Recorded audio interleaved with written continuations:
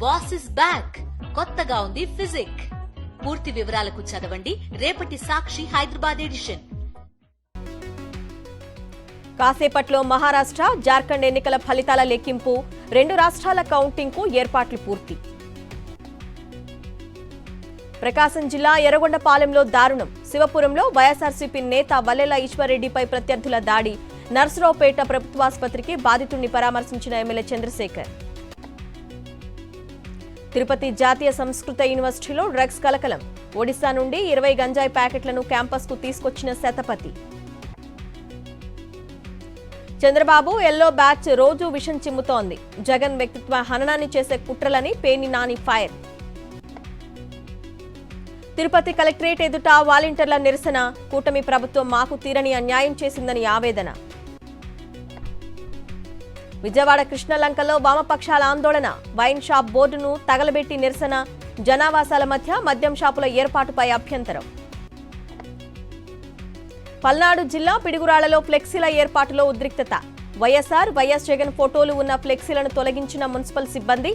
కక్షపూర్తంగా తొలగించారని కొండవీటి Reddy welfare association సభ్యులు ఆగ్రహం. నంద్యాల జిల్లా మహానంది ఆలయ అర్చకుడిపై దాత దురుసు ప్రవర్తన. దాత భార్యకు సరైన గౌరవం ఇవ్వలేదంటూ అర్చకుడిని బూతులు తిట్టిన కూరగాయల దాత. ఘటనపై ఆలయ ఈవోకు ఫిర్యాదు చేసిన ఆలయ అర్చకులు. తూర్పుగోదావరి జిల్లా గోపాలపురంలో నకిలీ విత్తనాలతో నష్టపోయిన రైతులు. నకిలీ విత్తనాలతో పంట దిగుబడి రాక ఆవేదన వ్యక్తం చేస్తున్న అన్నదాతలు. పార్వతీపురం, మన్యం జిల్లాలో రోడ్డెక్కిన గిరిజన ఉద్యోగులు. సమస్యలు పరిష్కరించాలంటూ ఐటీడీఏ కార్యాలయం ఎదుట దీక్ష. తాడిపత్రి రైల్వే స్టేషన్ నుంచి ముంబైకి స్పెషల్ ట్రైన్. వర్చువల్ గా ప్రారంభించిన వ్యవసాయ మార్కెటింగ్ ప్రిన్సిపల్ సెక్రటరీ. అరటి ఉత్పత్తులు రవాణా చేయనున్న బనానా రైలు. తెలంగాణ సచివాలయంలో మంత్రుల సబ్ కమిటీ భేటీ. కాంగ్రెస్ ఏడాది పాలన విజయోత్సవ కార్యక్రమాలపై సమీక్ష. లగచర్ల రైతులను మెప్పించిన రేవంత్ రెడ్డి. రాష్ట్రాన్ని ఏం మెప్పిస్తారు? మానుకోట నుంచే రేవంత్ రెడ్డి పతనం మొదలైందన్న మాజీ మంత్రి సత్యవతి రాథోడ్. మహాధర్నాతో ప్రభుత్వానికి కనువిప్పు కలిగిస్తామని వెల్లడి. తెలంగాణ ఆరోగ్య శాఖపై మంత్రి దామోదర రాజనరసింహ సమీక్ష. మందుల కొరత, ఇతర సమస్యలపై టాస్క్ ఫోర్స్ టీం ఏర్పాటుకు ఆదేశం. సచివాలయంలో Amrabad Kawal tiger reserve forest governing body meeting. Kawal tiger reserve ఏరియాలలో పునరావాస చర్యలపై సమీక్షించిన మంత్రి సురేఖ.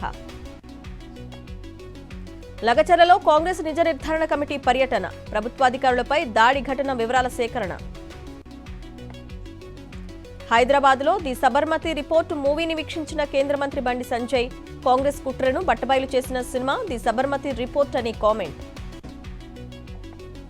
విజయవాడలో ఏపీ రోజ్ సొసైటీ ఆధ్వర్యంలో రోజ్ ఎగ్జిబిషన్. 600 రకాల రోజా పూలను 6000 కుండీలతో 3 రోజుల ప్రదర్శన. విజయవాడ వేదికగా డిసెంబర్లో ఫలపుష్ప ప్రదర్శన. డిసెంబర్ 21 నుంచి 26 వరకు ఆర్గానిక్ ఫుడ్ ఐటమ్స్, ఎరువుల ప్రదర్శన. విజయవాడలో అట్టహాసంగా ప్రారంభమైన హైలైఫ్ జ్యువెల్స్ ఎగ్జిబిషన్.